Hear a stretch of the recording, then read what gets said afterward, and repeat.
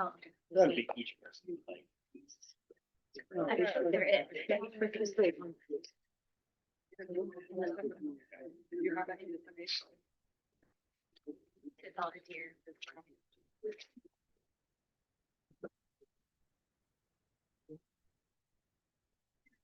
you know, we together. Yeah.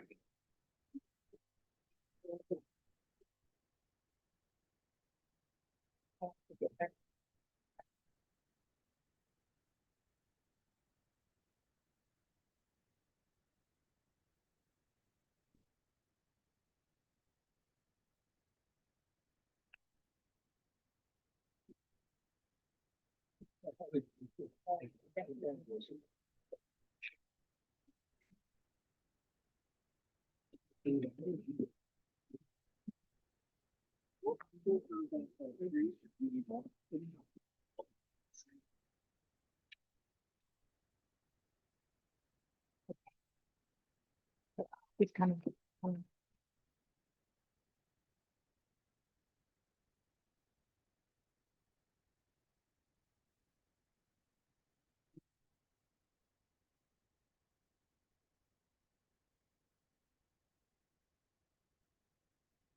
We want to welcome everyone. It's so lovely to see you all here. Some new faces, some folks we've known a long time, and it's just great to celebrate this community together. So Chitananda is going to be doing most of the narration, so I'm going to turn this over to her. Okay. Yeah, thank you all for coming. I think I'll just start with introducing the monastics here. We'll start down here with Ayasubi Jana. She started her monastic training at Dhammadharini back in 2006 and lived there for a long time. And she started traveling around doing a little tudonging in 2021 until she settled in 2024 in Olympia, Washington, and started Pasadi Vihara with Ayani Monica.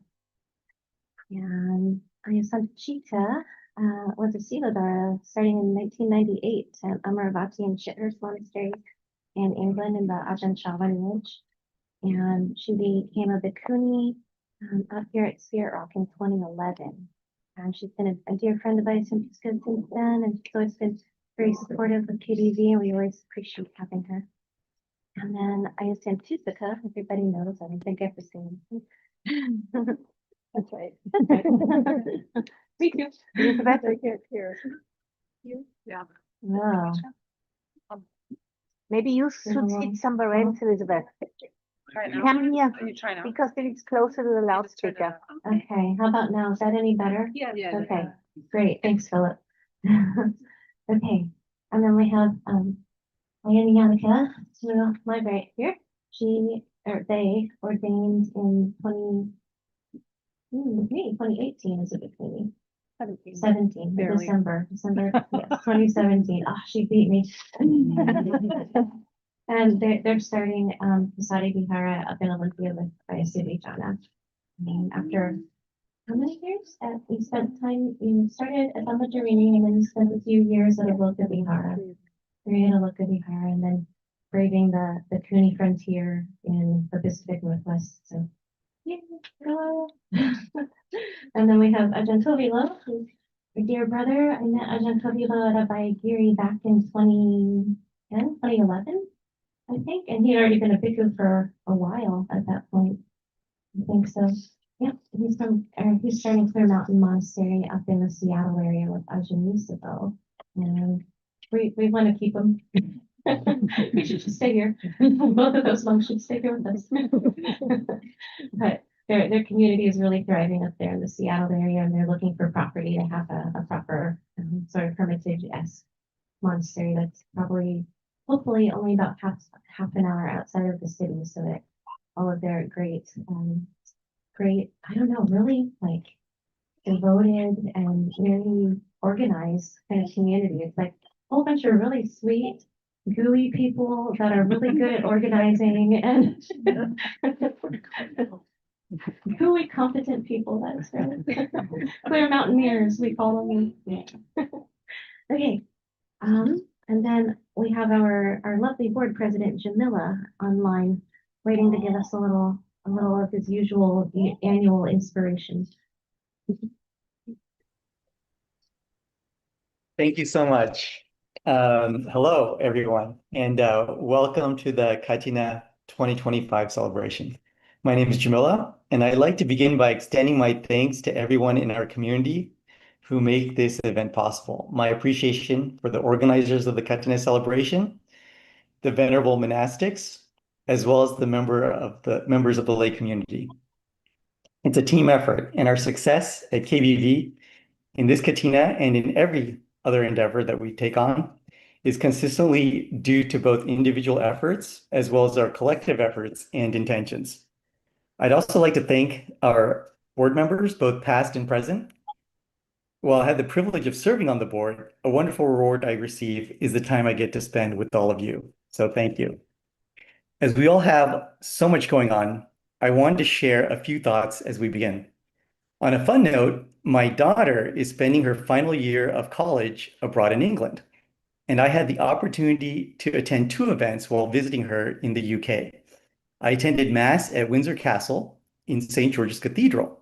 It was a beautiful ceremony. The choir was amazing, and there was a plea for peace during the sermon, specifically as we see a rise of conflicts and divisions globally. I wanted to share this as we're often bombarded by difficult news from so many sources. It's rare to see a headline like, "On this day, thousands upon thousands of religious leaders gave a wholesome, inspirational talk to their congregation, uplifting their community." As we stay aware that this is going on, we can see how much goodness is being manifested in the world. In seeing that what we call good is finding representation in many forms across many faiths and nationalities, we know that we're not alone. I also got to attend a theater production called The Book of Mormon. I had no idea what it was going to be. For some reason, I had it in my head that it was going to be like The Lion King, and it certainly wasn't. It was quite irreverent, and I was quite shocked at the gap between the fiction in my own mind versus the fiction I saw being played out on the stage. It was vast. And that gap between these different fictions is what I want to touch on today. I read a portion of a book called Sapiens, and to simplify my takeaway, biologically, our minds are a platform for fiction. We're storytellers. We share stories, fight for narratives, and move, live, and breathe inside of our stories. Sometimes these stories take place in different ways, our past, our present, stories of our history, culture, family, until we're constantly weaving stories for ourselves and about ourselves in our identity. This reflection really connected me to some of the Buddhist teachings, particularly around sankhara, the mental formations that build and rebuild our sense of reality. This is something I'm going to work on, my experience with sankhara, and I invite all of us to work on this, recognizing our stories, learning how to see through them, and doing what we can to move beyond our stories and their limitations and be present for the precious moments of our lives. Thank you all very much for listening, and please enjoy the remainder of the Kathina celebration. Thank you all very much.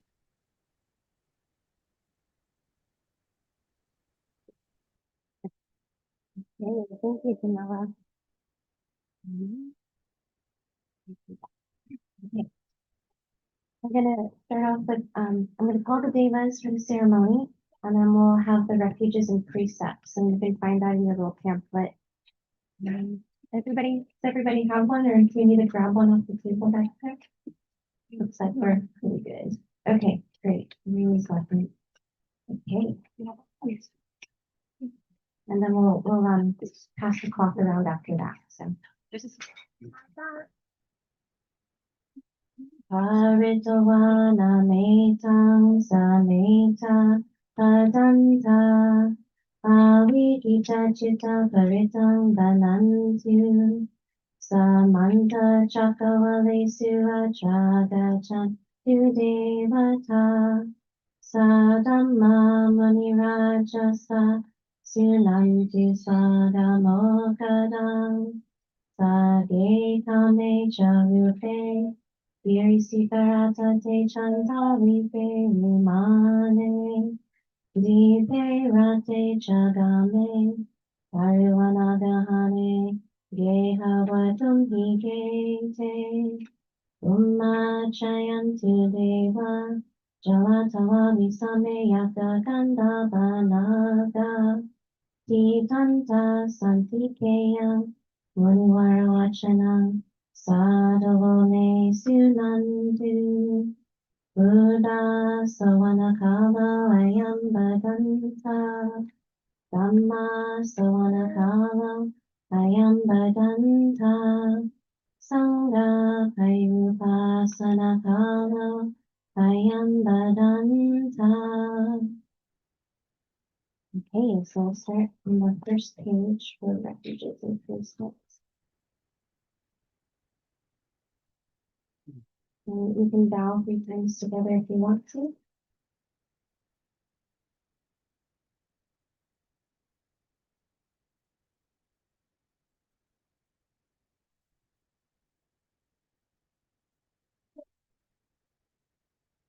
Okay, would anybody like to lead the request for the precepts? Well, the first part there? No? Oh. Yeah, okay. Go ahead, Bob. You want to do it once a month? Okay, if you just do it kind of loudly and people can follow you, that'd be great.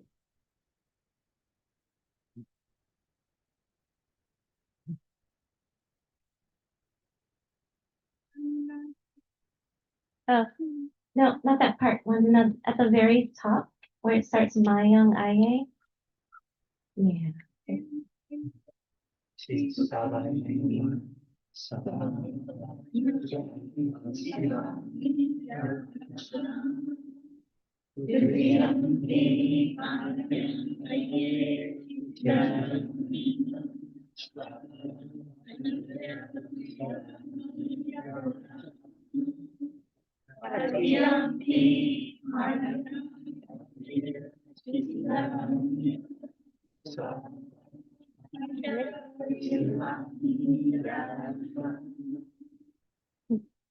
Okay, so I'm going to do the Namo Tassa 3 times by myself first, and then after that you follow.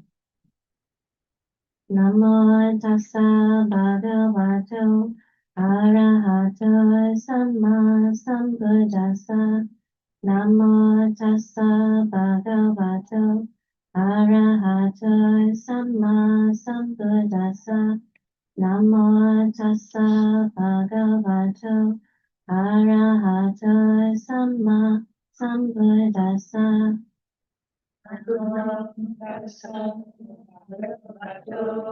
Arahato Sama Sambuddhassa. Namo Tassa Bhagavato Arahato Sama Sambuddhassa. Namo Tassa Bhagavato Arahato Sama Sambuddhassa. Buddhang Saranang Gacchami. Buddhang Saranang Gacchami. Dhammang Saranang Gacchami. Dhammang Saranang Gacchami. Sanghang Saranang Gacchami. Sanghang Saranang Gacchami. Dutiyampi Buddhang Saranang Gacchami. Dutiyampi Buddhang Saranang Gacchami. Dutiyampi Dhammang Saranang Gacchami. Dutiyampi Dhammang Saranang Gacchami. Dutiyampi Sanghang Saranang Gacchami. Dutiyampi Sanghang Saranang Gacchami. Tatiyampi Buddhang Saranang Gacchami. Tatiyampi Buddhang Saranang Gacchami. Tatiyampi Dhammang Saranang Gacchami. Tatiyampi Dhammang Saranang Gacchami. Tatiyampi Sanghang Saranang Gacchami. Tatiyampi Sanghang Saranang Gacchami. Isaranagamana Buddham. Wow, very good. Okay, precept time. So I'll sing it in Pali and then you repeat the Pali and also the English. Anatikata ve brahmani sikapadang samadhiyami.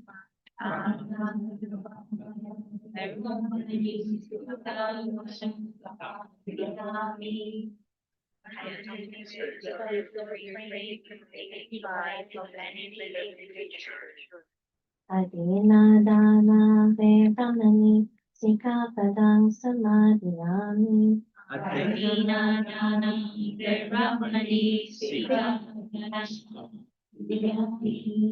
I undertake the precept to refrain from taking that which is not given. Kame suni chachara ve brahmani sikapadang samadhiyami. Kame Sujita Manisika Anasari the precept to refrain from misconduct.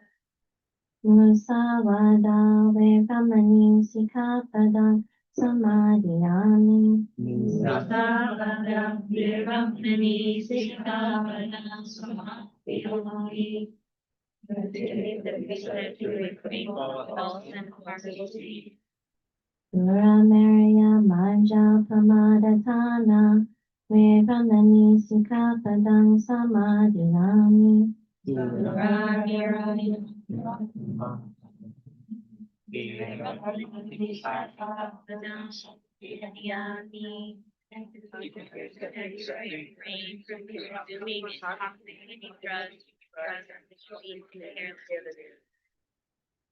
Nimani pancha sikapadani silena sugatinyanti silena boga sampada silena nibutinyanti tasma silang visodaye.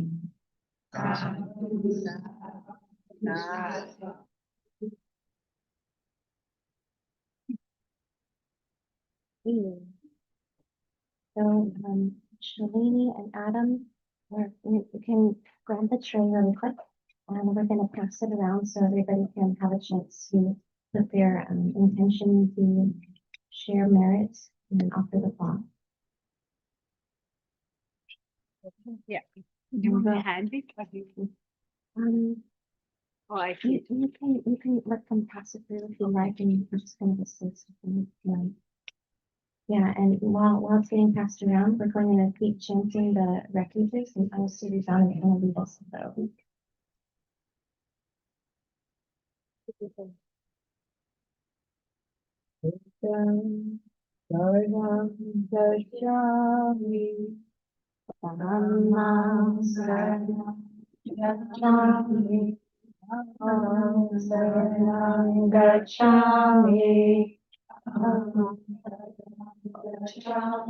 This is we're not gonna do it this way. We're not calling it.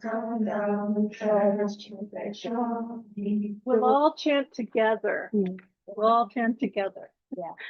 You can just do it with us. I mean, we don't go need the microphone. Okay.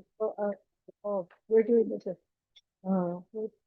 This Buddham Saranam Gacchami, Dhammam Saranam Gacchami, Sangham Saranam Gacchami, Buddham Saranam Gacchami, Dhammam Saranam Gacchami, Sangham Saranam Gacchami.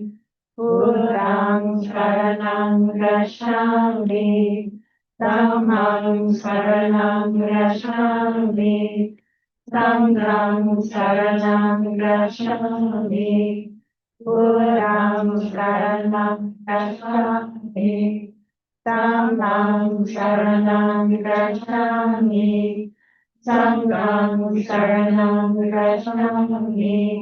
Buddham Saranam Gacchami, Dhammam Saranam Gacchami, Sangham Saranam Gacchami, Buddham Saranam Gacchami, Dhammam Saranam Gacchami, Sangham Saranam Gacchami.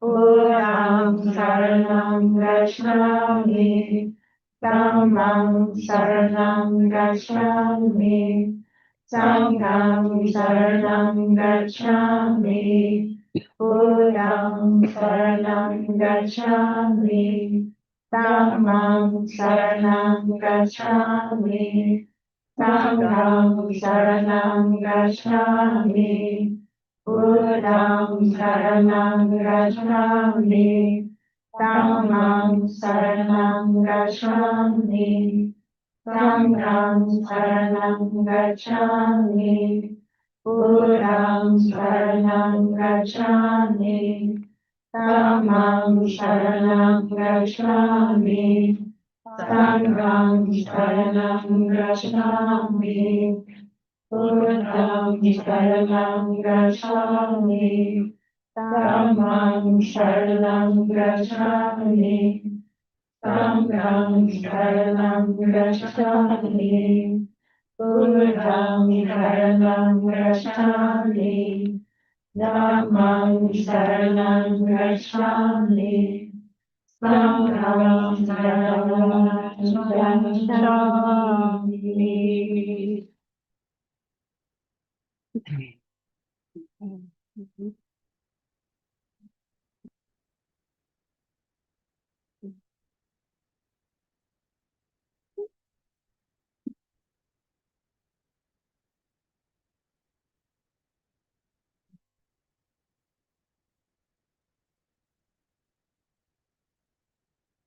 Namo tassa bhagavato arahato samma sambuddhassa. Namo tassa bhagavato arahato samma sambuddhassa. Namo tassa bhagavato arahato samma sambuddhassa. Venerables, we present this Kathina cloth and all the other offerings to the community.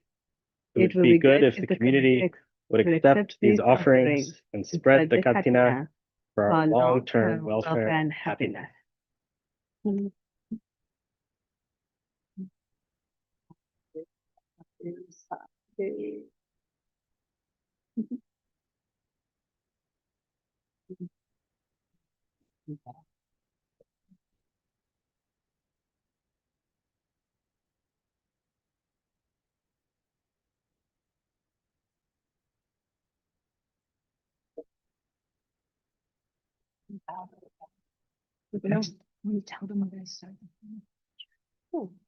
Okay, so now the formal part of our monastic ceremony. We're just going to pay $6 to Vijana, and then we'll just keep talking.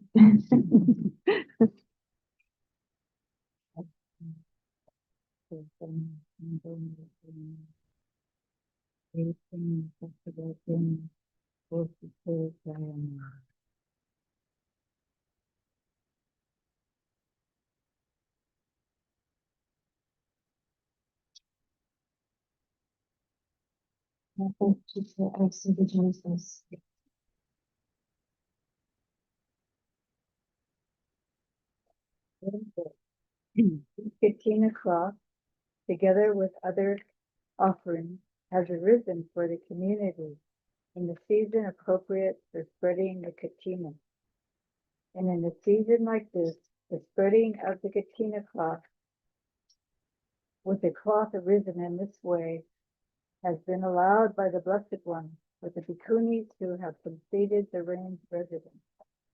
By this means, 5 things are proper for a community that desires them: going without taking leave, going without one complete set of robes, a group meal, keeping robe cloth as long as wanted, and any robe cloth rising there in the residence where they spent the rain will be there. Also, the robe season will be extended throughout the 4 months of cold season. Now, does the community want the spreading of the Kathina or not? We want it, Venerable. Venerable, Blessed One has allowed the spreading of the Kathina only by an individual, for he said no otherwise than through the spreading by an individual is the Kathina spread. Neither a community nor a group spreads the Kathina. Through the concord of the community and the group, and through the spreading by the individual is the Kathina of the community, the group, and the individual spread. Now, to whom do we give the Kathina cloth to spread the Kathina? To whoever has an old robe or a threadbare robe, or whoever will scribe and finishing the making of the robe today without omitting any of the procedures is capable of spreading the Kathina.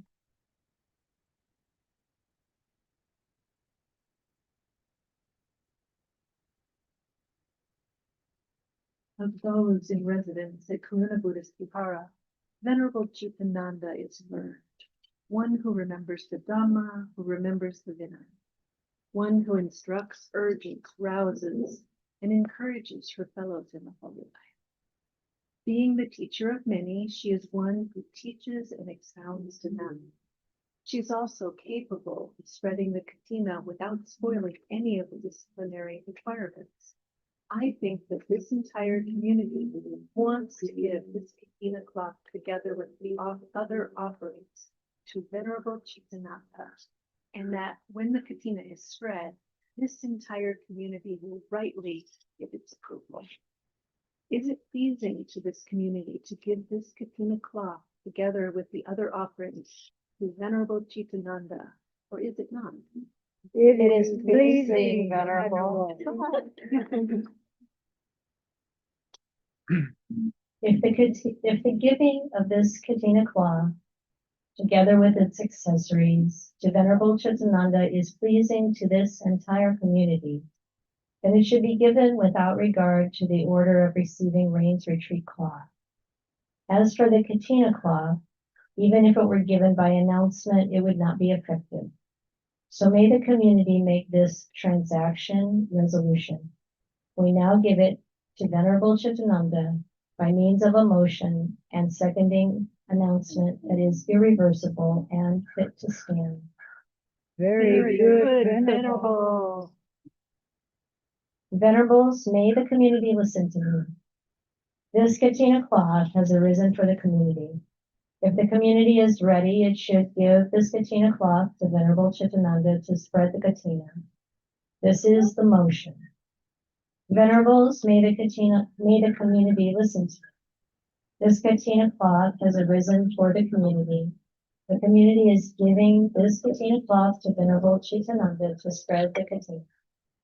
If the giving of this Kathina cloth to Venerable Chitananda to spread the Kathina is agreeable, then remain silent. She to whom it is not agreeable should speak up.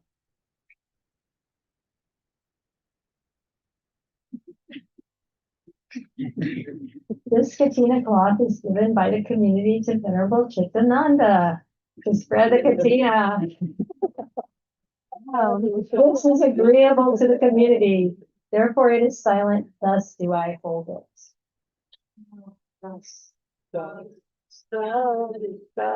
So that was the official procedure.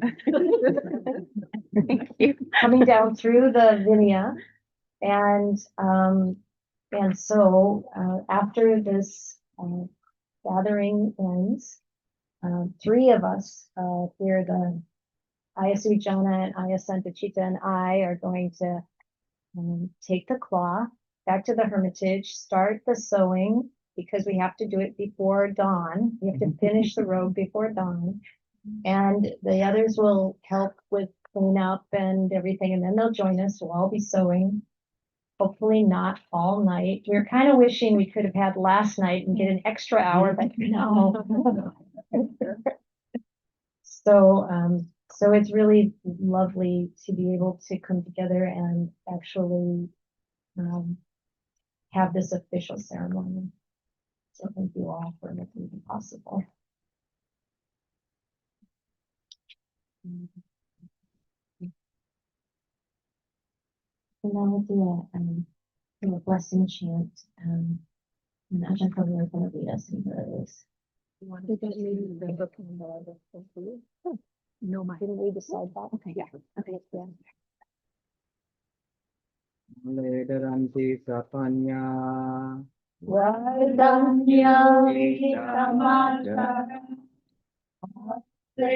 Kathina Maria Suyuju Sutadisu Vipassana Tavasa Vipula Hotita Yeta Tanti Reya Matam Karuntiwa Nate Nadakina Una Te Punya Sabagino Tasma Dade Apatiwana Chito Yata Dina Mahapalam Punyari Paralokasmin Patitahum Tipaninanti Jayanto Bodhiyamule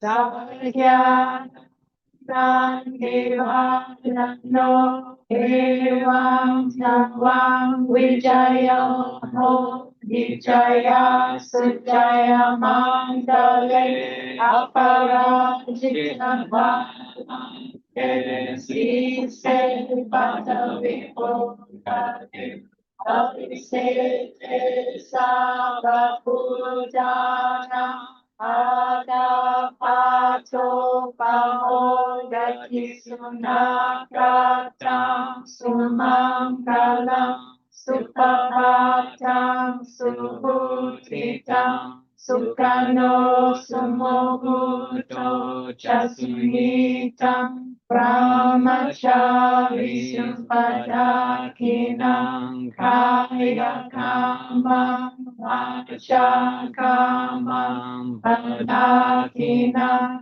Padakina, Manokama, Panidite, Padakina, Padakina, Nikatawana, Bandate, Padakine.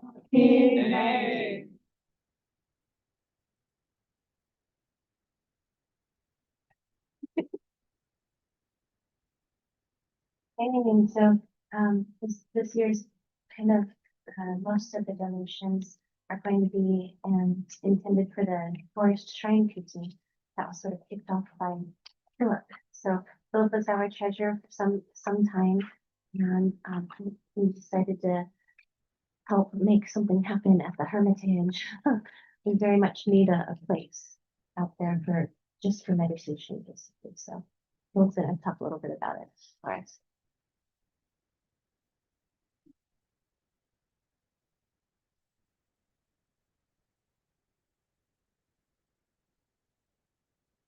I'll excuse the positioning, but I'm going to try to do it like this if that's okay.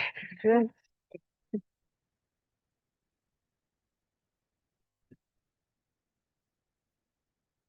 I'd like to begin with just paying homage to our Sangha. Might take kind of a windy road, but bear with me. There is a point at the end.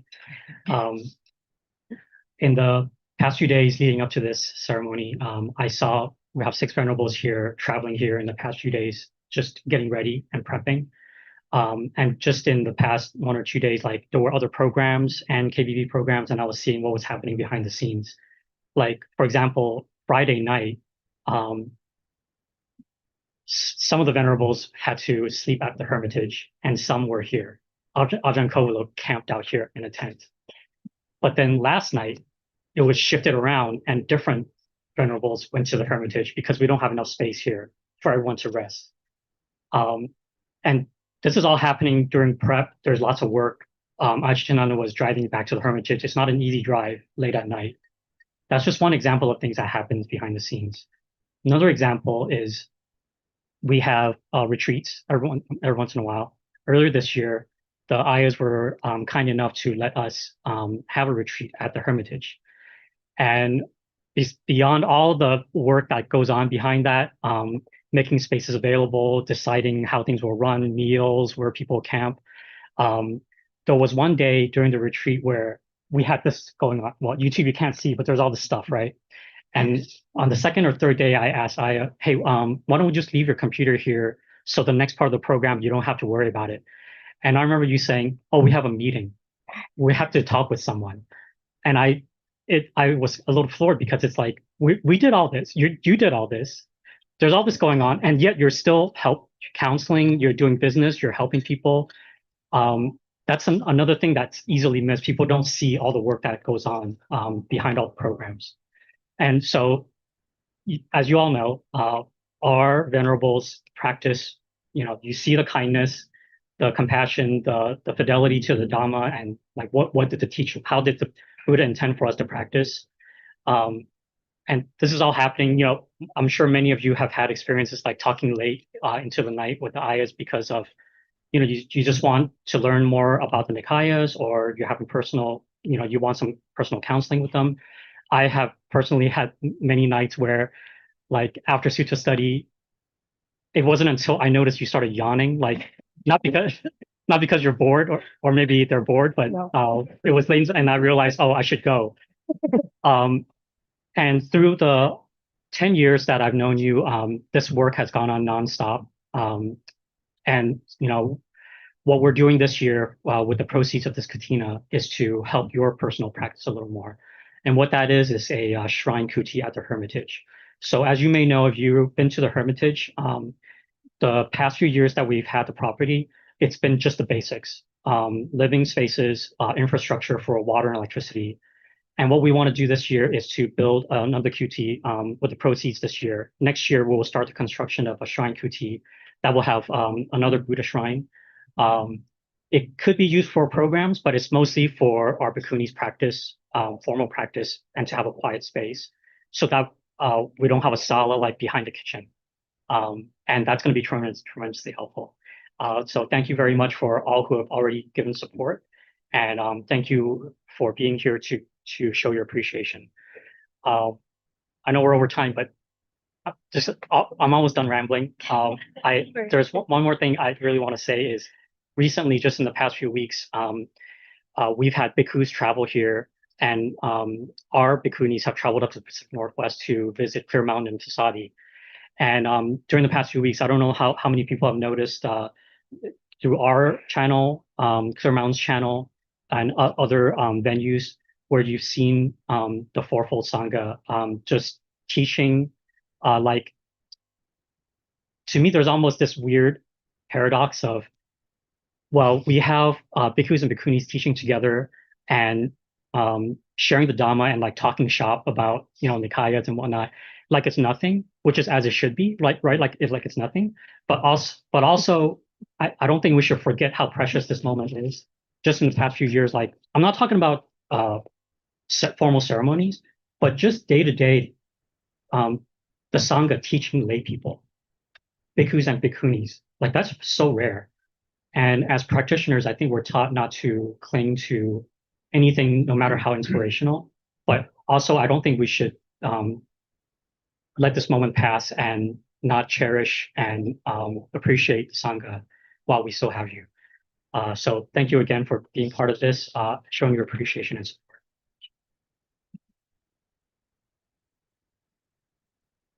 Thanks. No, that's great.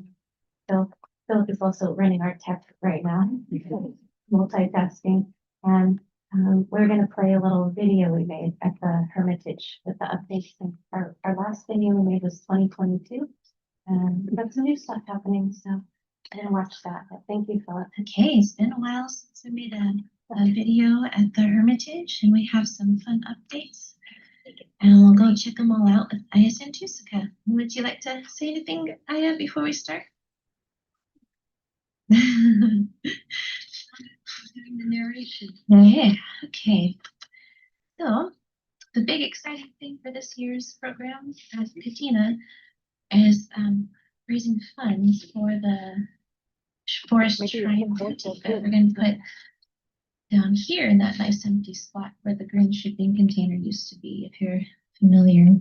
Yay, good. I'm just gonna follow Aya Santusika down there and take a look for scale. Okay, so this is the spot right next to the workshop. And down by the creek, so the nice place for all of the people who are in residence of the Hermitage, whether it's monastics or the lay guests or stewards, to come use the shrine kuti for meditation and quiet, and we can host our online programs from there. And much quieter than our current sala in the cabin, which is between the kitchen and the bathroom and office. So not as peaceful as down here by the creek, and it'll make a nice change. Okay, then we'll head on up the hill here this way.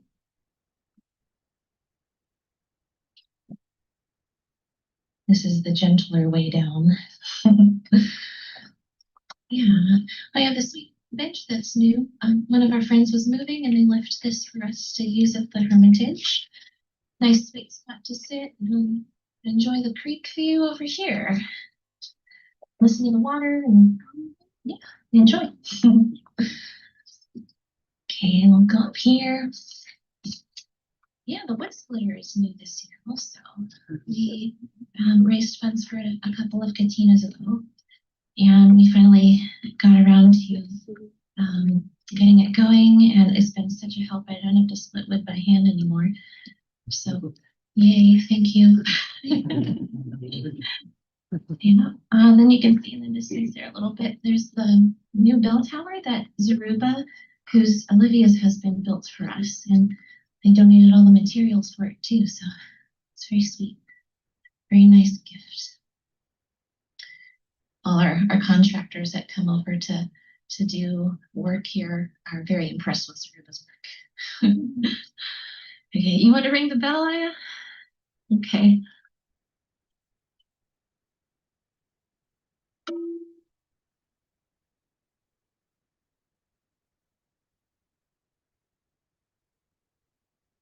Yeah. Sweet. Okay. Maybe we'll pop back up here.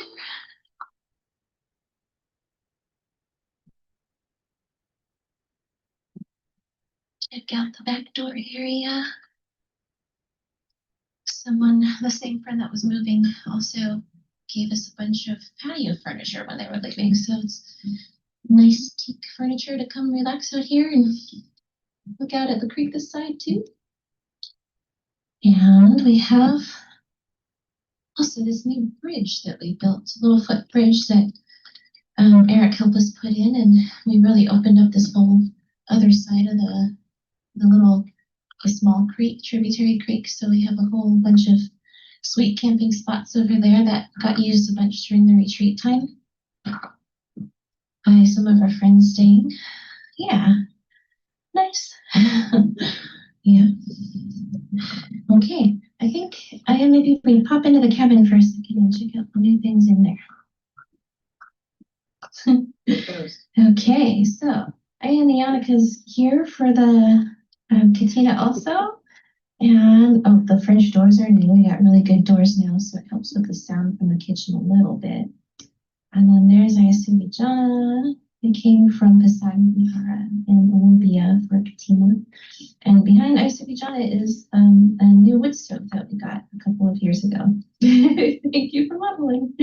Okay, I think that's all the new stuff in here. So now we'll go outside again and look at the new kuti we've been building with the Clear Mountain monks.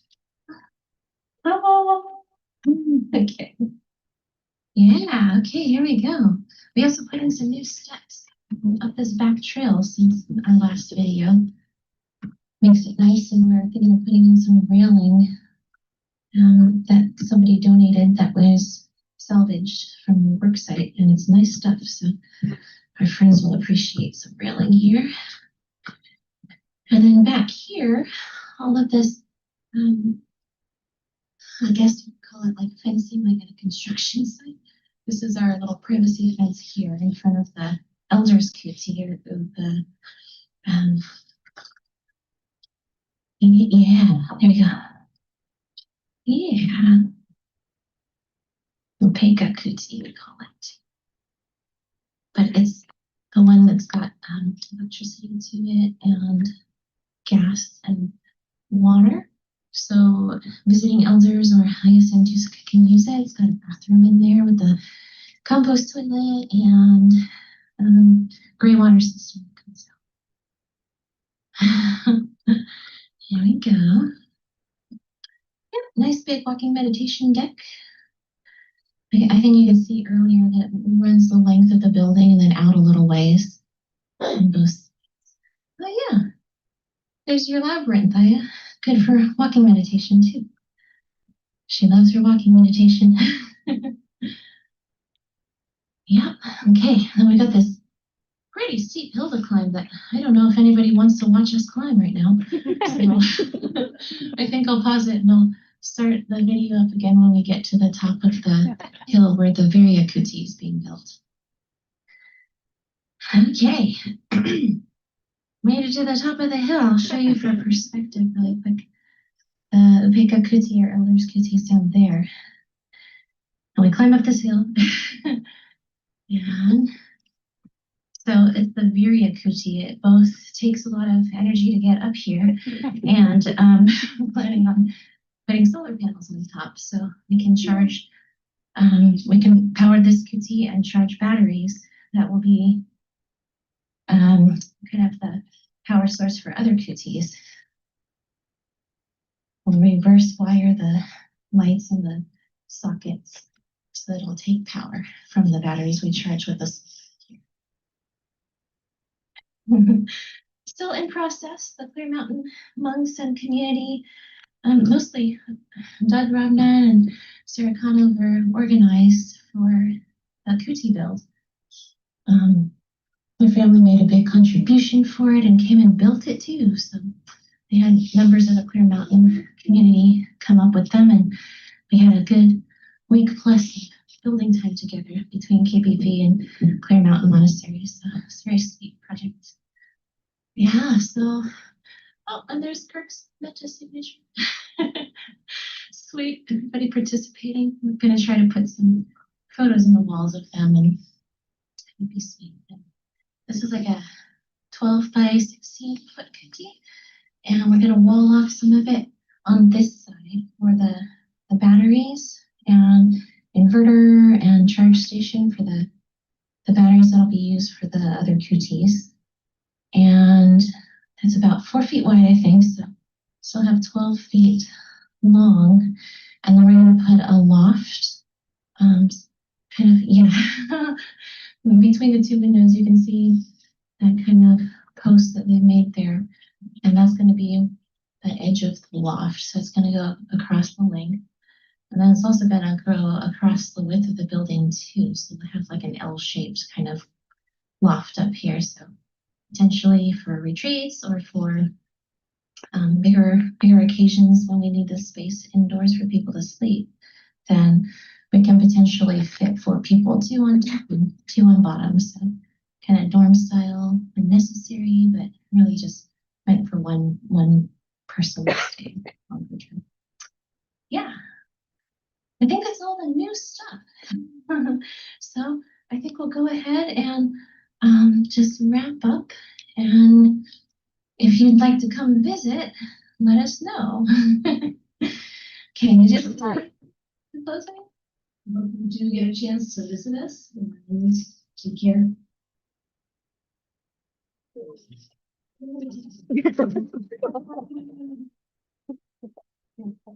I don't know why they let me talk. That's goofy. Okay. So we're coming to my favorite part. We get to hear Dhamma talks from all these venerables. So yeah. We'll start with Ayasubhijana, and the theme this year is the power of refuge. It's gonna be good. Here we go.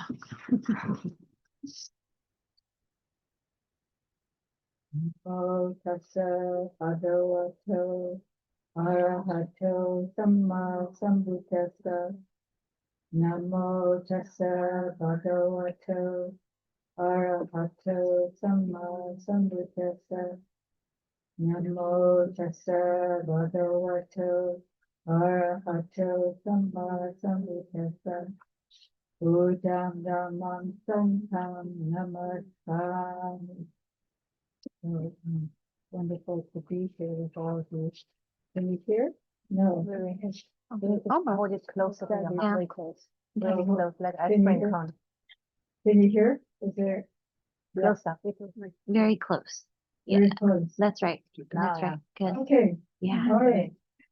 So it's great being here with all of you. And I been thinking about the title of this talk. And I don't see myself quite as a religious person, but when I started this practice, you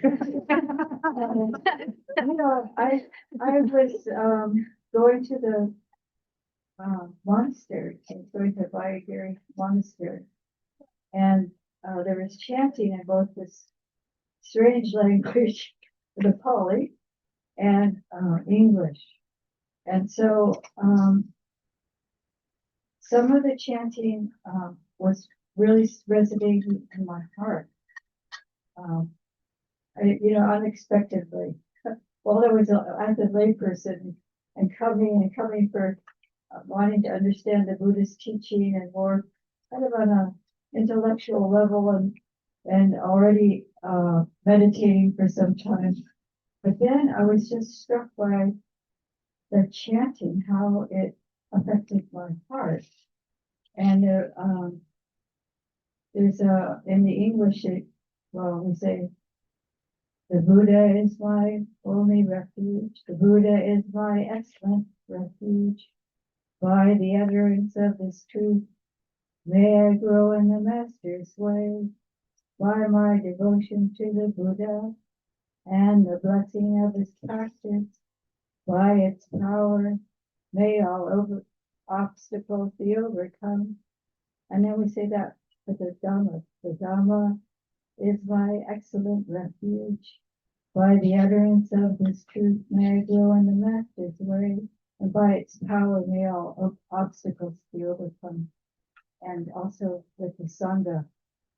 And so, you kind of, when you say things over and over again, the meaning kind of starts to percolate in your heart. And I was finding that there were times when I really was taking refuge, like in times during meditation, and I'd be having really a difficult time emotionally. I was alone on retreat, and a lot of times memories and things come up, and then I just remembered to take refuge in the Buddha, Dhamma, Sangha. These words would come up spontaneously.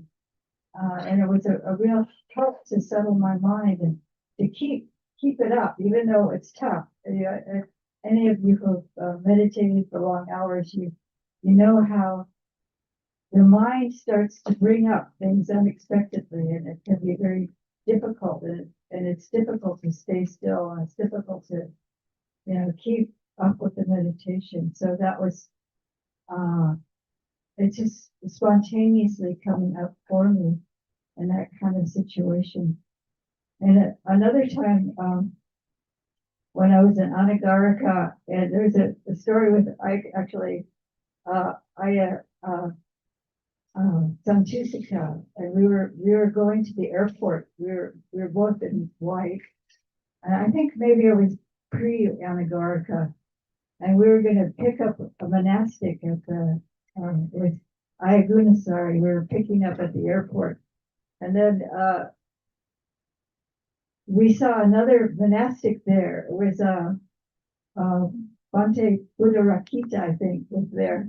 And instead of a small Burmese bhikkhuni, there was this tall Ugandan monkling there. And so I get out of the car with Ayata Taloka, and we're talking to him, and I said, "Oh, you should go back in and let Ayata Santusika meet him." And so I'm on Ayata Santusika's car in the airport pickup zone, and a police officer comes by, and he's like waving me into the traffic, and I never drove her car before, and it was an automatic So at San Francisco Airport, you go right into the freeway. And so I'm going right into the freeway with this car I didn't know how to drive. And this semi truck was coming right at me. And I could see the face of the driver, and he was like looking like, oh my God. And I'm like, oh my God. And what I started doing, I started chanting. I started Namo Tassa Bhagavato Arahato Samma. And somehow we didn't collide. I didn't get into a collision. And then I felt so happy. And the reason why I felt so happy is because I remember when another times driving, I would say something, some cuss word or something. I felt like I was going to get into an accident or something. And instead, I was taking refuge. And I thought, wow, this is a big change in my life. If I died, I'd be taking refuge in the Buddha Dhamma. I would be happy. So happy. And this has happened to me more than once where it's a spontaneous thing. And we're talking about the power of refuge. I think this repetition and bringing these concepts into our mind does have power, like the power of chanting the refuges like we did today, just Bhutam, Saranam, Gacchami, and these things will come up in our lives instead of like it used to be for me, some old love songs or something like that would be going through my mind. And now it could be metta chanting or taking refuge. A lot of times I'll just be saying the refuges over and over again. And this is a really, the power to settle our minds and to concentrate our minds and to direct our minds away from that which is harmful. So it does have a power. These refuges do have a power, and also to recollect the meaning, what the Buddha as a person, what he the truth that he shared with us, the Dhamma, and then the Sangha, individuals that are practicing well. So these are examples, and if we have faith in the Buddha, we have faith in our capacity to wake up and our capacity to understand the teaching that he passed on to us and to be part of that Sangha.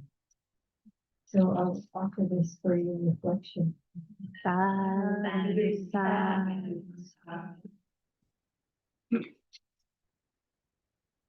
Thank you, Aya. That was great.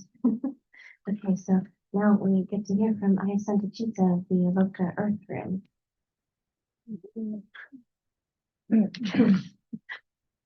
So following on from Aya Savitana and from Jamila, also what he was saying, about noticing when we are compelled, to make up some stories in our minds because we want some kind of certainty, because it's very difficult, to not know what's gonna happen next. And there's like certain patterns in our mind, which we have been repeating over and over again since a very long time, and that's what we usually first, kind of return to when we are challenged with uncertainty. And this is a time right now in the world where there's increasing uncertainties and complexities, out there on so many levels, and it's easy to go into catastrophizing as one extreme, or into kind of trying to distract ourselves, from what's going on. And the refuges are a way, how we can support ourselves to stay steady in the middle of all of this push and pull, and keeping an open mind, because we all don't really know what's gonna happen.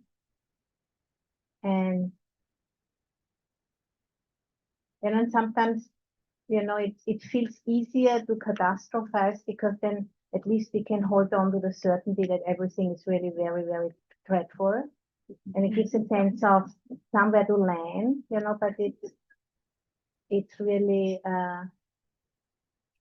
not helpful in many ways, because by thinking in a certain way, we can actually invite in some kind of negativity, which might never happen if we don't open the door to it. So, seeing the refugees as a support system to keep ourselves steady and strong enough and connected enough, through refuge and Sangha, the connection of being together in this journey, and refuge and Dharma, you're being connected with the way things truly are, not the things we're thinking about or the things we're afraid of, but how it really is. And refuge in Buddha, meaning taking refuge in our own capacity to be aware and to be really fully with what is happening, rather than, living in some kind of idea of what is going to happen in the future.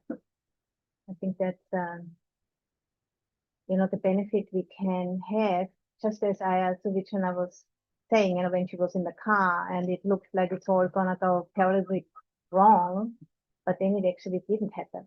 If she would have succumbed to that, she might have gotten really very fearful, and then the accident might have happened.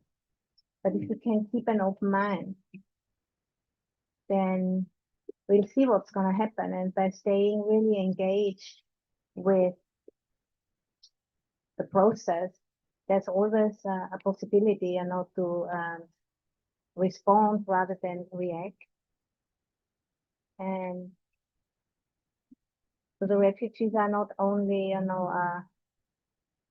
about, taking refuge in the Buddha as a historical figure outside, but taking refuge in our own capacity for full awakening and for awareness, the inner Buddha.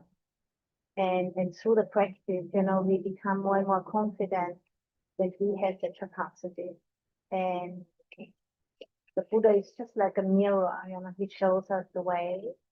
And some of the teachers, we have met over the years, is showing us the way how we ourselves, can take refuge in our own capacity for awareness, rather than getting lost in some kind of ideas of what's going to happen in the future. And I think at this time in history, that's a very important option we can cultivate. And yeah, I think it's much, much more conducive, for our practice and for, everything what is dear to us, for our families, for our loved ones, for the future of humanity on this planet, to keep an open mind and be with the not knowing what's going to happen. And from that openness, just step into the next moment with whatever comes available. But if we have if we have an idea already how it's going to be, it is close to us. So I think that's what I wanted to share.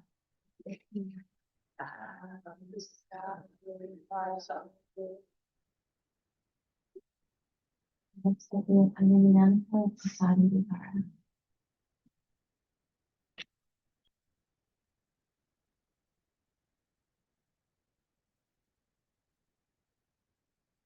Yes, there's a power in the refuges that is resting.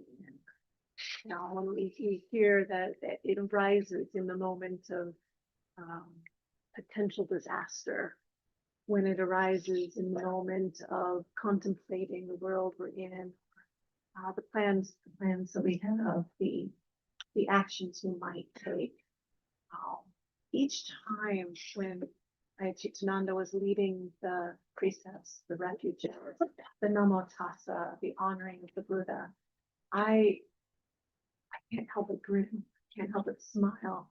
I can't help but have this warmth and happiness in my heart, especially when there's a room or an outdoor space full of voices that are saying, I rest in, I acknowledge the power of, I stand with, I stand in, I take this as a point in my life that really matters, the Buddha, Dhamma, Sangha. And I just can't help each time. I start smiling. Other monastics have commented on that. It says, well, I'm doing the precepts and you're over there grinning because it's just so wonderful. And we do notice it in those moments when you're just about to have that accident. And there are multiple people, monastics and lay, who have said, at that moment, what came to their lips was not, oh, but namo. And that's really, really valuable. That's really, really valuable. So I guess one thing I've talked with people that, well, how do I open up to this refuge? How do I actually allow myself to rest in it? How can I trust it? And it's something I think that really develops over time. Elizabeth's giving me clues and he was thinking, keep doing it.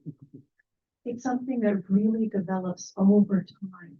It's something that initially you kind of, I would say it's like, I'm going to give this Buddhism thing a year. This is what it started. I'm going to give this Buddhism thing a year and see how it goes. And in such a short time, I was at the meditation center every day that I had to bring a friend along and say, hey, check this out. I want to make sure I'm not joining a cult. And what am I taking refuge in? Because it feels really good, but I've done dumb things before. And so she came and she attended an event and she said, nah, it's not a cult. You can go at any time. You have some agency here. And I think that's one of the beautiful things about Buddhism is the agency to try it out, to rest in it. See, is this the container that will hold my practice well? And it is for so many of us.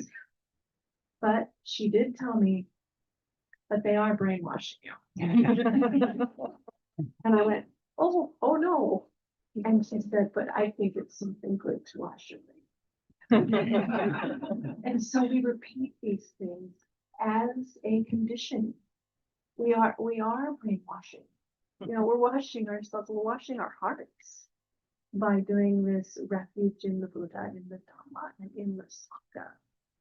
So if we can really look at it that way as, I'm going to try this Buddhism thing out, and then I'm going to check it out.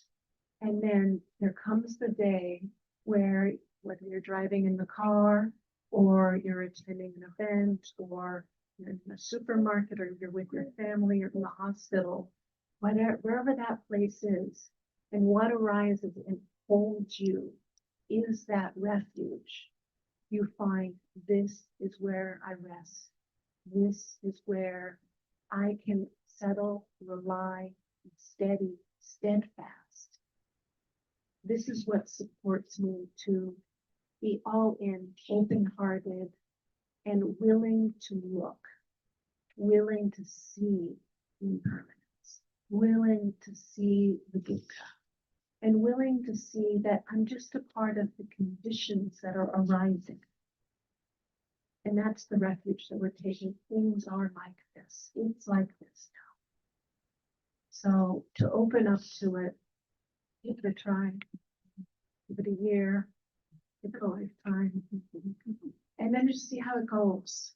And when you reach that moment where you're like, what will steady me right now?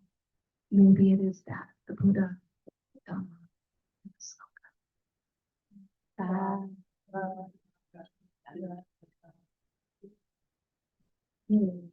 Jung Kogel's turning Clear Mountain. I don't know, Jung, hard to follow all of those. Yeah. I have faith in you. Yeah. I'm a fake.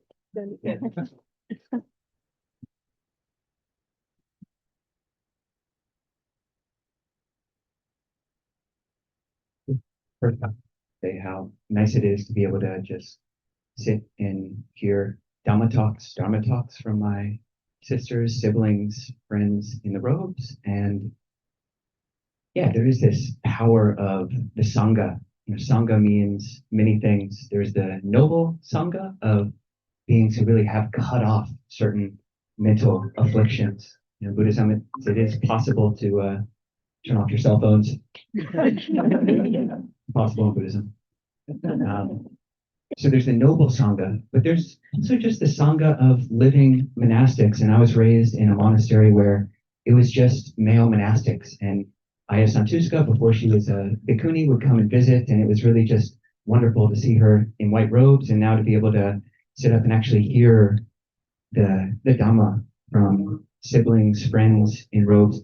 There is a different flavor. You don't want to genderize the Dharma too particularly, but yeah, there is broad brush speaking, a different flavor, and it's good. It's certainly good for my heart. So thank you, Ayas. And thought to start off with a pop quiz to wake up everybody. After a really delicious and ample meal, thought to ask a question. What are the traditional 5 powers, the 5 bala of Buddhism? And we can work together. You can say one out and see if we can name all 5 of the traditional bala of Theravada Buddhism and Mahayana. Faith, yes, that's the first bala. Saddha bala. Energy, that is the second. We're going in order. Mindfulness, that's number 3. Samadhi, exactly, and one more. Wisdom, killed it. English, Buddhist, nonviolent way possible. Yeah, that is great. And so there's those 5, and it really is incumbent on us, whether we're like all of us. None of us were born into thoroughly Buddhist families. All of us have, to some degree or other, chosen Buddhism as adults. We're what's called convert Buddhists. And as such, we have something what anthropologists call convert zeal. Convert zeal. We're excited about the Dharma because we've come to it as adults. We haven't been indoctrinated into it as children. And really, the questions that we have about the ceremonies and whatever's coming up in a monastery life, in a Buddhist life, we've asked questions about that. We've had teachers, and we've been able to ask those questions and have received answers, and just through our own investigation, been able to find satisfying answers to these things. Why do we chant? Why do we take refuge? Why do we use this Pali language or the Sanskrit language or the Chinese language? Why do we do these things? And it's become meaningful for us. So there are different ways that we can relate to this first bala, this first power of faith or confidence. But the Buddha didn't just talk about 5 bala. He talked about many other different types of strengths or powers in Buddhism. There's a fascinating sutta in the numerical discourses of the 8s, where it talks about different powers of different types of people. So he said the power of a child is crying. The power of a child is crying. So when the child cries, basically you want to pick them up and you're basically their slave for a little bit. Got some nods to the parents. Yeah. So the power of a child is crying. The power of a thief is a weapon. The power of a monarch or a king is influence. So that's the type of, when you use the word power in the Western modern discourse, it is referring to this very overt, almost kingly or dictatorial type of power. But the Buddha is using it in different senses. He talked about the power of monastics, the power of samanas, people who've given their life to a spiritual life. And what do you all think is the power of a spiritual seeker? What was that? Faith. It is one we could say all of those 5 are the power, but in this particular sutta, he highlights patience. Patience. So this is something which all of us can practice as spiritual seekers. And then what I find the most fascinating power is the power of a fool. What is the power of a fool? It is fault finding. Fault finding is the power of a fool.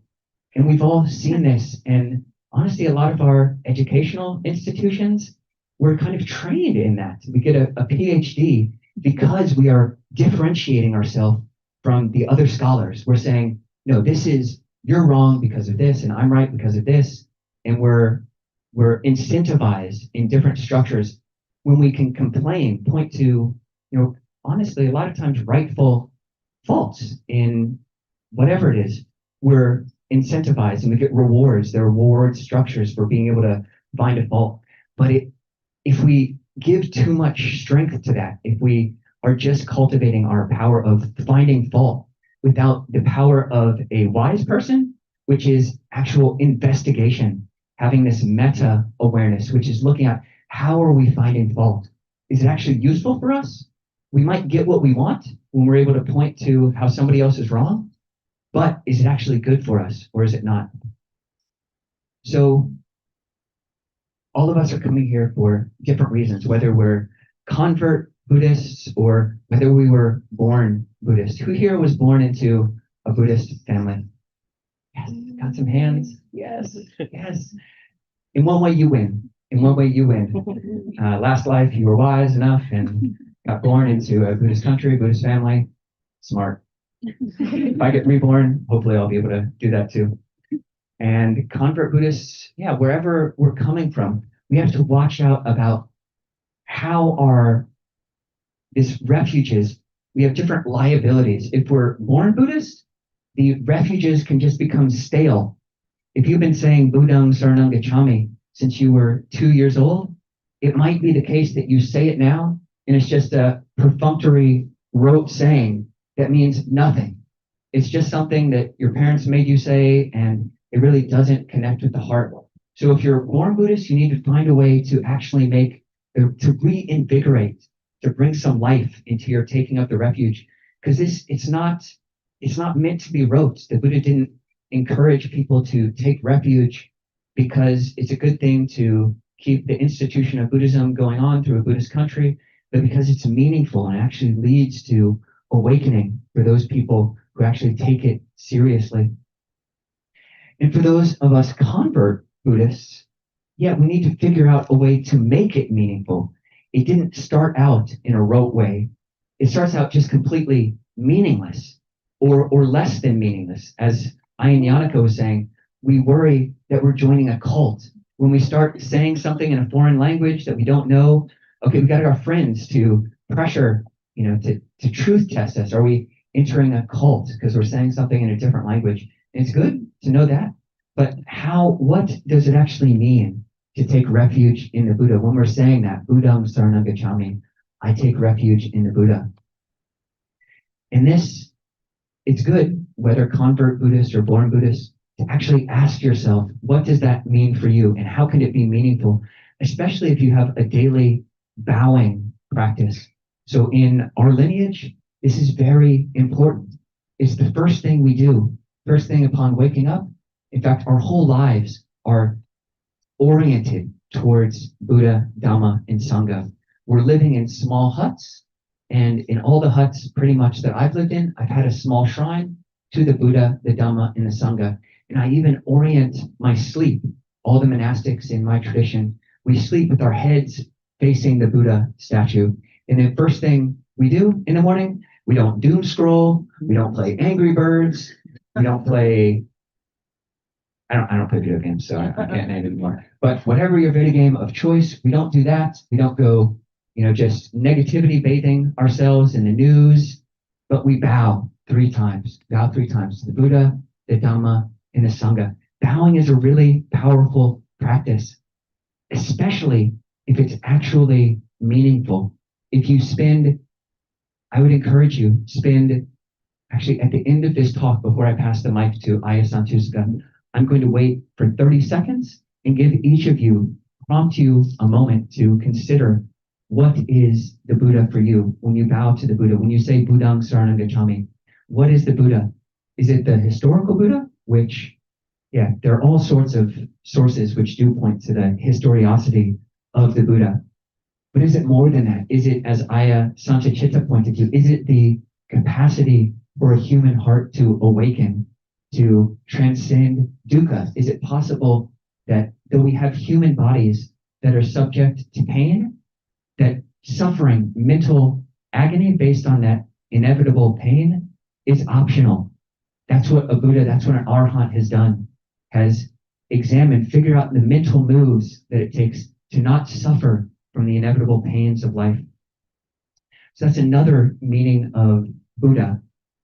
And I'll give you 30 seconds later on to reflect on what is the Dhamma when you bow that second time to the Dharma, to the Dhamma, to the teachings of the Dhamma. Are you bowing to the Tripitaka, to all of the recorded teachings, whether it's in Pali or in Sanskrit or in Chinese or in Tibetan? Are you bowing to that, the writings in the book, or are you bowing to the Dharma of the present moment? The Buddha said the Dhamma is ehipasiko, encouraging investigation, opanayiko, leading inwards, akaliko, timeless. It's apparent here and now, sanditiko. So you can find there is an aspect of Dharma which is playing out right now in all of our psychologies, in the Four Noble Truths, how we create well-being and how we create unhappiness for ourselves, and figuring out how to make that alive. So I'll give you later, I'm priming you now, because I'll prime you and actually ask you to do this later. Spend 30 seconds to think, what is the Dharma for you? What is it actually meaningful that you can bow to? And make it, don't just say the right Buddhist answer, I'm bowing to the Four Noble Truths, or bowing to the historical Buddha, but what is meaningful that you would actually give your life to? And this is a powerful practice, whether you're fully bought into saying that you're Buddhist or not. As Ayasubi Jana said, she doesn't see herself as a religious figure. And honestly, as us, convert Buddhists, we didn't do this because we want to be like super religious. This is a very meaningful thing. It's deeper, it's more subtle, it's more impactful, it's deeper than just being a religion. We're trying to do this every moment of our lives. And what is that third refuge of the Sangha when you say, I take refuge in the Sangha? So historically, as I said, it's the Sangha of the noble ones, those who have actually, through training, transcended greed, anger, and delusion. That is the prospect of Buddhism, that it is possible not just to see anger arise, that's a good training, watch anger, know what it is when it comes up, see the liability in that. When you speak from anger, it sucks. It sucks for you, and it sucks for your family, and it sucks for your spouse. It's just not very nice. It's not very nice to be able to not have any metacognition and to know how to just watch anger arise and pass away, to not be a slave to anger. So the Sangha are people who train their hearts, and we can all do that. Hopefully you've seen it in your own selves. You've been able to get rid of your former addictions, whether it's to alcohol or to cigarettes or to food, all of the addictions that we have, a noble being, and even pre-noble being, we've all given something up. It is possible. This is the foundational faith of Buddhism. It is possible to give up unwholesome mind states. That's what you can bow to with the Dhamma. And you can bow to the Sangha, where all these color robes, it's basically the color of the Arya Sangha. We're bowing to the robes. We're bowing to the human capacity to live the Dharma. But to ask yourself, to question yourself, what is that third bow?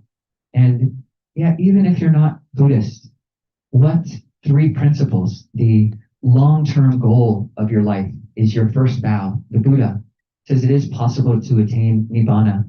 So for myself, I take refuge in the Buddha every time I bow and say, may I attain Nibbana. This is my long-term goal. What is your long-term goal? And now I'll put it to you. This is your 30 seconds. If you have a bowing practice, if you have a refuge practice, spend the next 30 seconds, and I am timing it. What is your long-term goal that you actually can give your life to meaningfully, if you have one? No right answer.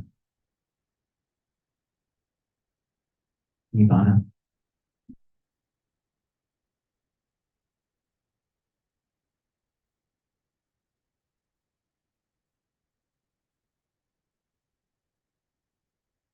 No right answer. Your family, your relationships, long-term goal, worthy of bowing to. And the next bow will be to the Dhamma, What is your present moment goal?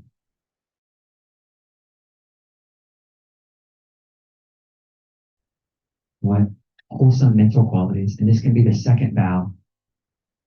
Really asking yourself, what could I give my life to every moment of my life? Non arising of greed, anger, delusion, love.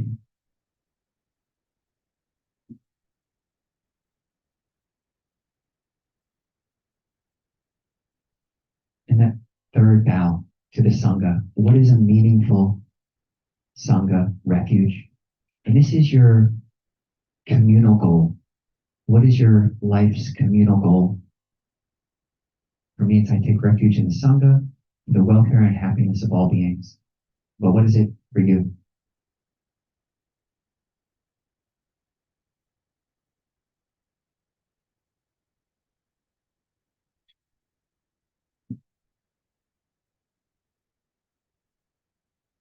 And this is just 30 minutes of each of those, but we encourage you, oftentimes when we meditate in the West, it is just watching the breath. 30 seconds, I suppose. 30 seconds. He said, Oh, yeah. We started off. We could take 30 minutes. You should take 30 minutes. Yeah. Exactly. Start off with 30. Thank you. Start off with 30. That's we gotta have Sangha. Gotta have Sangha. Start off with 30 seconds, but would encourage you, your next meditation period, do spend your 5 minutes, your 30 minutes actively thinking. There is a place for thinking in Buddhism. And if you're going to be bowing to something, if you're going to be giving your life, saying this refuge chant, spend 30 minutes today, tomorrow, whenever it is, actually make that meaningful to reinvigorate this. Because vows do accumulate any strength. There's a Buddhist book on running, and it says that movement is how you make the body strong, but stillness is how you make the mind strong. And really, any type of strength, whether it's training in weightlifting or training in running or training in swimming, training in piano, you get better at it from exercise. And every time we bow, it's a physical exercise and it's a mental exercise. And you want that to be as potent as possible. You want to potentize your bowing, potentize your refuges, because it does become a strength. The Buddha said, whatever you think and ponder upon, that will become the inclination of your mind. So don't let your vows, your life, your refuges, don't let those be impotent. Potentize this practice because it does gain strength. So I'll leave that there. I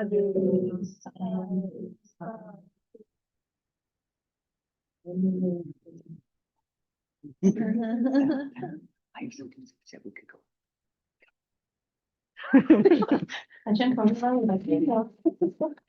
That he's been given permission to go on as long as he wanted. Stop being greedy, that's all. Some greed is the only kind of acceptable greed. Okay, so I think he's gonna give us. I gave them all permission to go on as long as they wanted. I hope they knew that.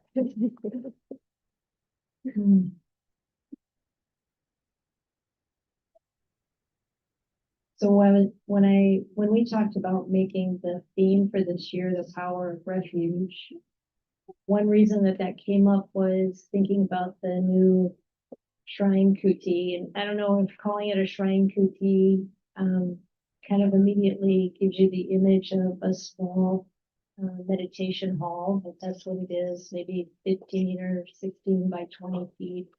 Maybe 20 people can sit inside comfortably and quiet, down by the creek and in the redwoods.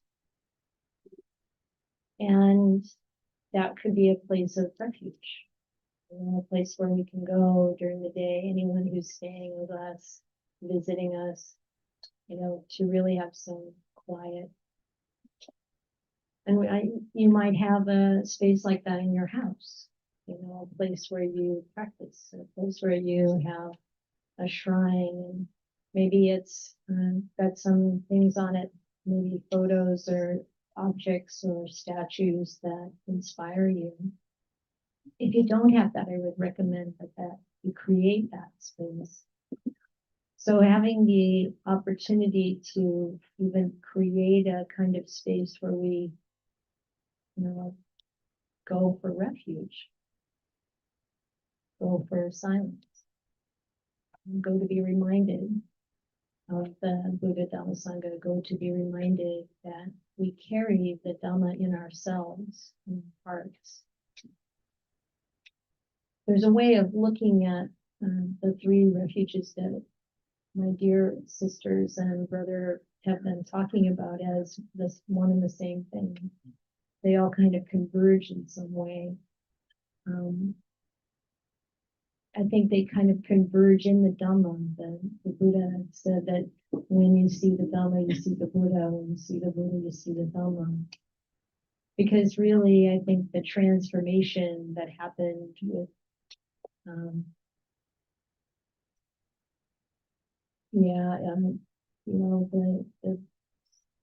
the person that he was, the personality that he had, to being a Buddha, was that he was transformed to living the Dhamma through everything that he did and said.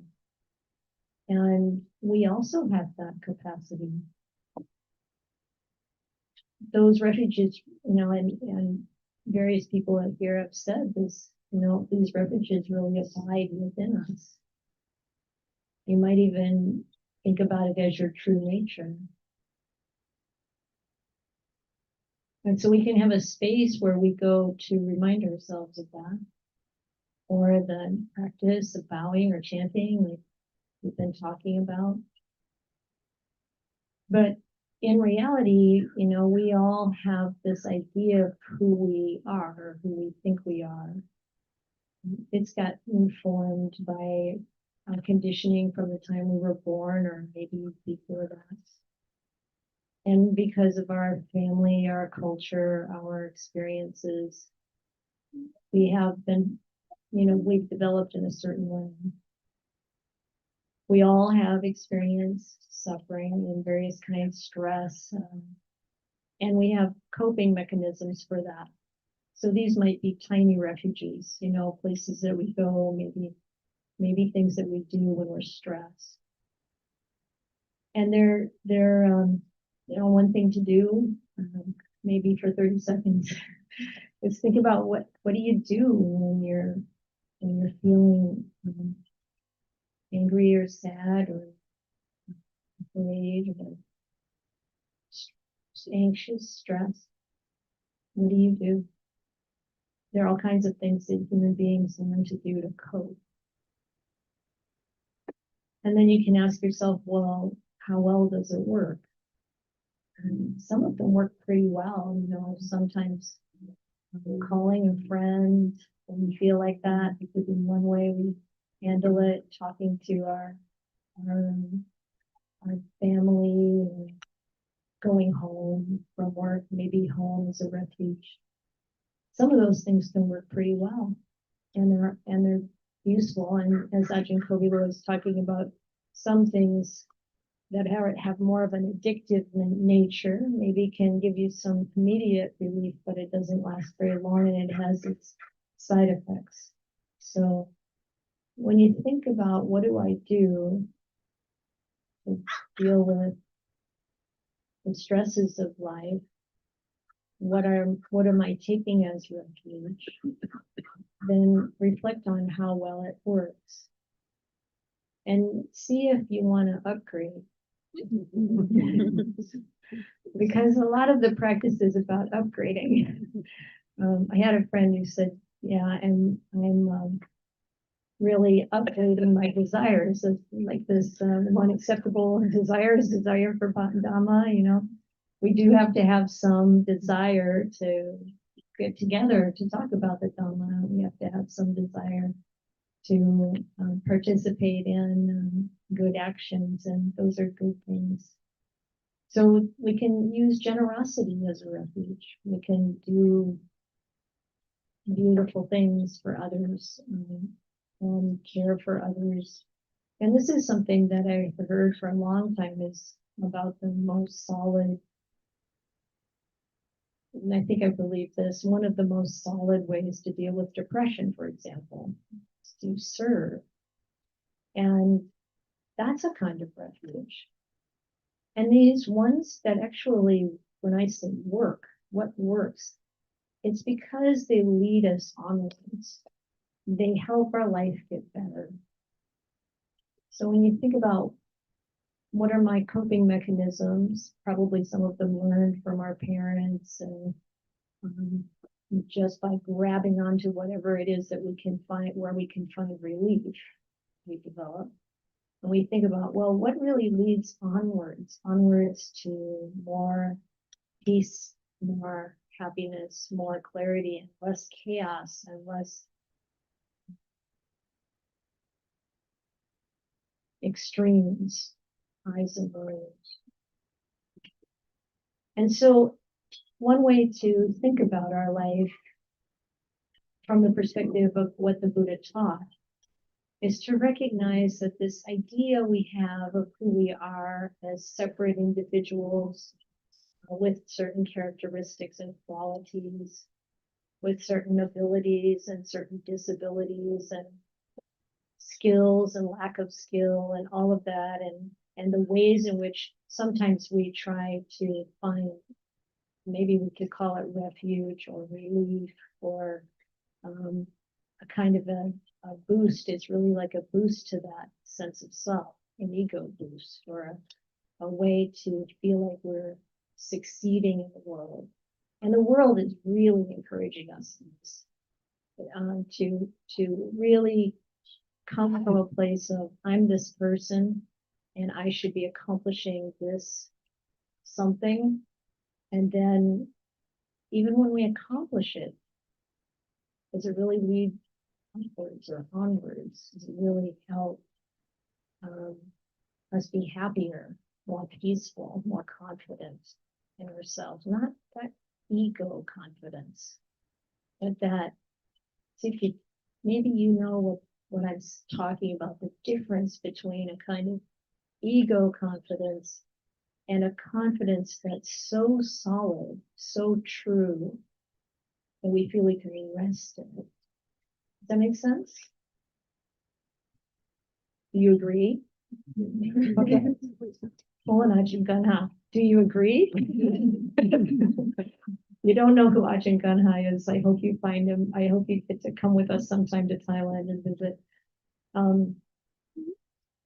But when we think about what leads us onwards, it leads us to more wisdom, the wisdom of seeing that we're not these separate selves, we're not these personalities, we're not this body that's gonna, well, is falling apart,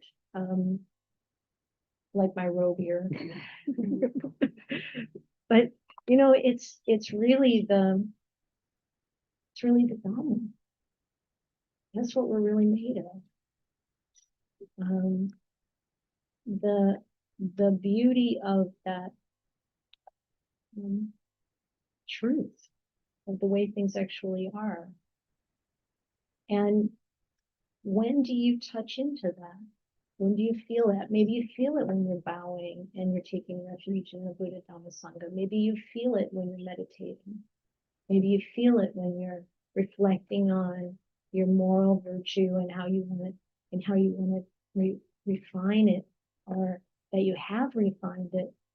You know, these are some of the ways that we develop all of that development on the path, the sila, samadhi. It's really there for the purpose of developing wisdom. And the wisdom is to see through the illusion of the separateness of self, thinking that we're a body and feelings and activities of the mind, and instead recognizing that there's something much greater. Call it an energy, call it awareness, call it Dhamma, call it Nibbana, but there's a pointing to that. And it's through refuge. Refuge is a big part of it. That's really our ultimate refuge, as somebody mentioned already earlier. you know, and it's like, how do we lean in that direction and climb towards nirvana? So one thing I want to say is that whatever our coping mechanisms are, whatever we've learned to do to try to take care of ourselves regarding our stress and suffering, to never feel bad about that. To know that it's gotten us through a certain amount of challenge in life.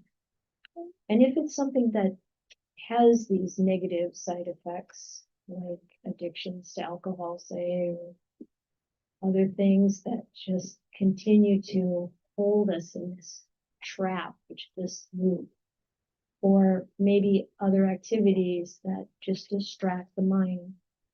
See if you can start replacing whatever those things are that might be bringing us less peace over time to that which really helps us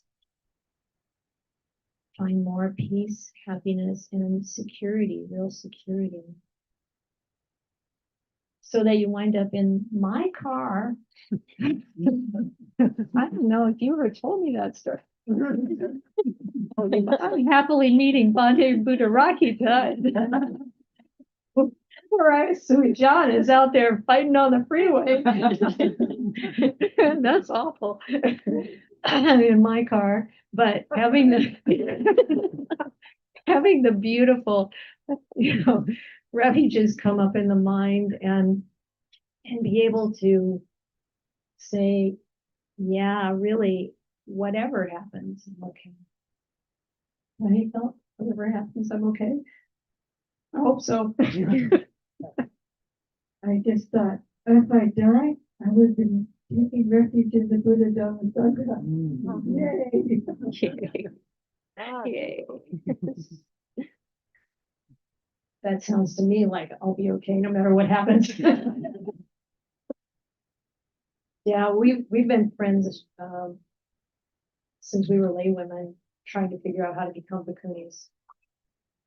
And as we said, I ascended to Chitta. I've been friends for 2007, 18. It's so wonderful to have sisters in the path. And Chidananda and I have been living together for 10 years and friends for maybe 12 or so. It's been wonderful. And and Yannicka, how long have we known each other? About About the same amount of time? minus the two. Minus some 'Cause it was 15 years. Yeah, So about 10 years. 10 years. Ish. Oh, it's so wonderful. What great sources of support in my life. And yeah, you were talking about when we first met way back when. Probably both in white. What a cute boy he is. When my son became a monk and I went to Thailand for the first time, it was all so new to me. When we talk about the convert process, it's also new to me. And I would be at this monastery and I'd see my son at a distance and go, oh, and then I realized, oh, it's not my son. Oh, well. Oh, so they all kind of became my sons. And just,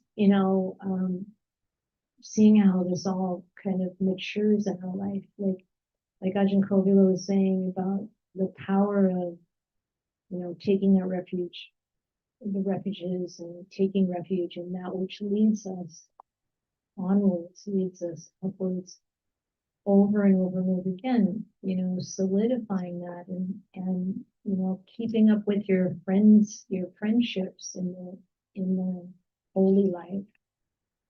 Don't think that being a layperson means you're not living the holy life. That's up to you. It's in your heart. And it doesn't even mean you have to be Buddhist to live the holy life.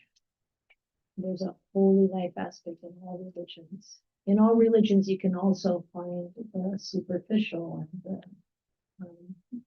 the divisive parts. That's because we live in this realm where there's always the upside and the downside.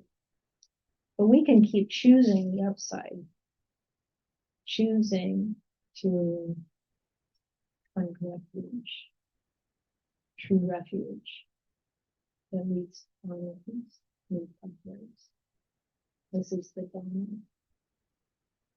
It's not just the words in the book. It's not just the words that the Dhamma teachers say. It's what you're really living, that which really doesn't have words is the most precious part. And I want to thank everybody for coming today.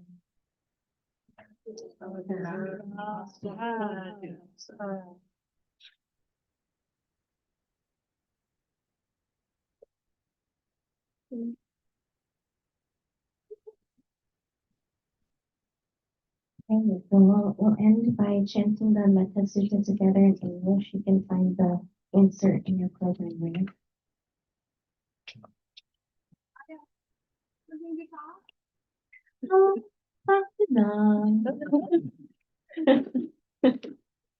You could give them a two-liner. Two-liner. Get enlightened. Hurry.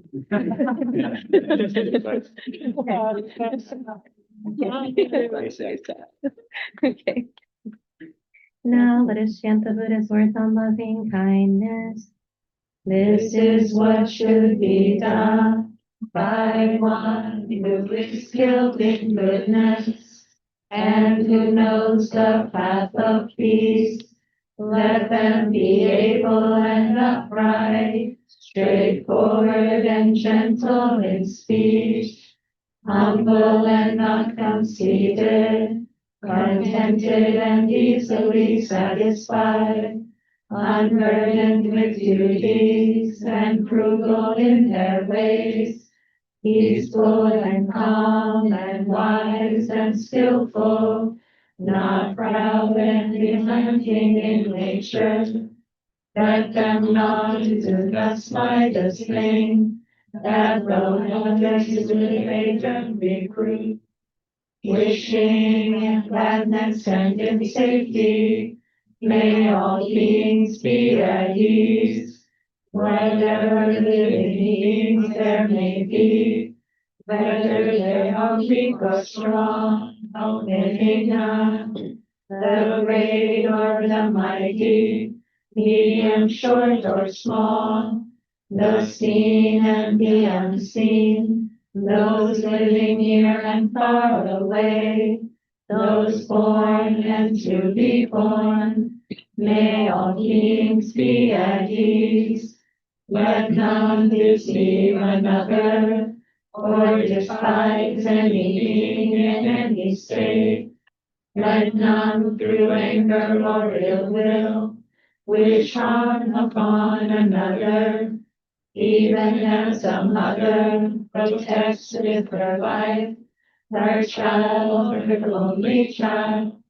So with a boundless heart should one cherish all living beings, radiating kindness over the entire world, spreading upwards to the skies and downwards to the depths, outwards and unbounded, free from hatred and ill will, whether standing or walking, seated or lying down, free from drowsiness.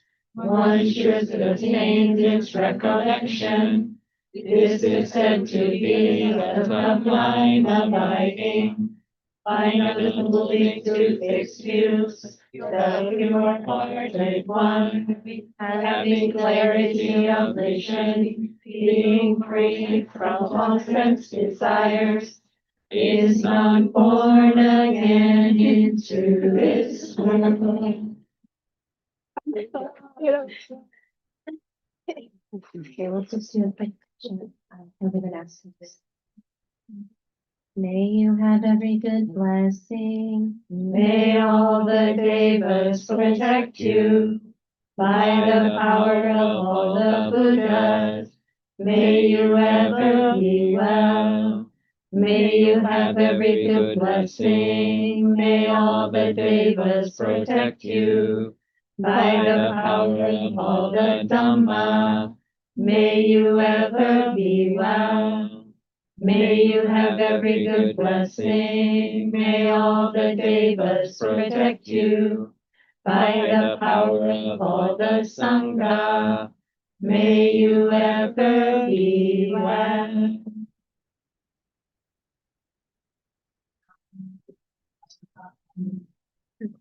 So this is your chance if you're here in person. If you'd like to make any other offerings, you can come up now and offer to the Sangha. And then we'll just lift it up for the online folks. And thank you all for coming. And we hope to see you either here or out at the Hermitage one day. Bye. Yeah.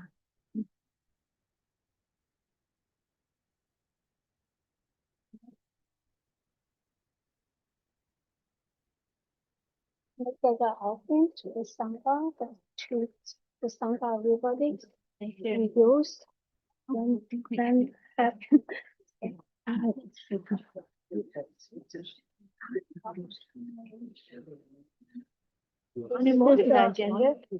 Anumodana.